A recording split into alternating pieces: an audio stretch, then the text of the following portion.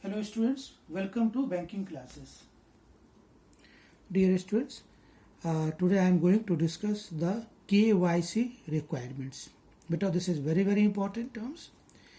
KYC is an acronym for Know Your Customers, a term used for customer identification process. It involves making reasonable efforts to determine true identity and beneficial ownership of accounts, sources of funds, the nature of customer's business, reasonableness of operation in the account in relation to the customer's business, etc., which in turn helps the bank to manage their risks prudently. The objective of KYC guidelines is to prevent bank being used intentionally or unintentionally by criminal elements for money laundering. Now it is mandatory for every customer to give his whereabouts to the bank, and this is what we call it KYC. KYC has two components, identity and address. Customer identification means identifying the customer and verifying his or her identity by using reliable, independent source documents, data or information. While identity remains the same, address may change. Hence, the banks are required to periodically update their records. Now it is mandatory for every customer to update their address with the bank.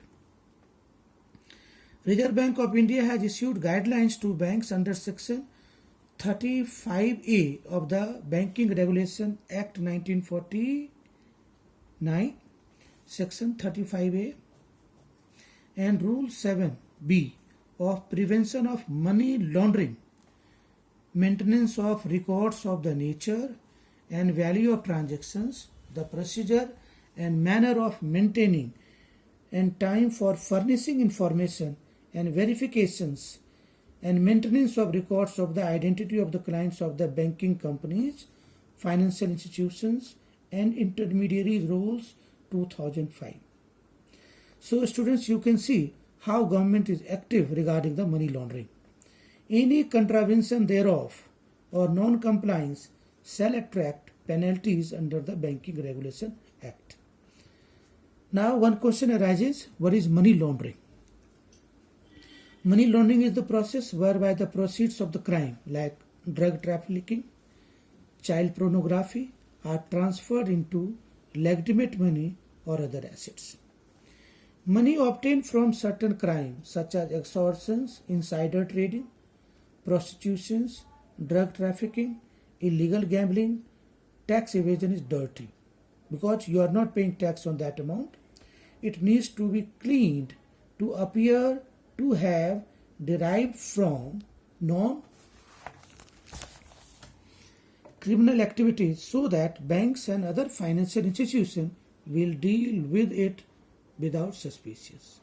Dear students, if banks finds any suspicious nature of transactions, so bank has to furnish information to the RBI for that illegal transactions.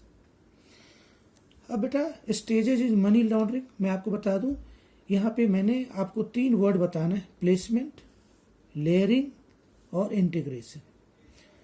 Placement का मतलब होता है introducing cash into the financial system by means. Layering, it involves carrying out complex financial transactions. Or integration, the final step entails, it includes acquiring wealth generated from the transaction of the illicit funds. Some of these steps may be omitted depending on the circumstances. For example, non-cash proceeds that are already in the financial system would have no need for placement. Now dear students, government has provided, or what are the objectives of prevention of money laundering informants, and what are the money laundering steps in India, that I will discuss in the next video. Thank you.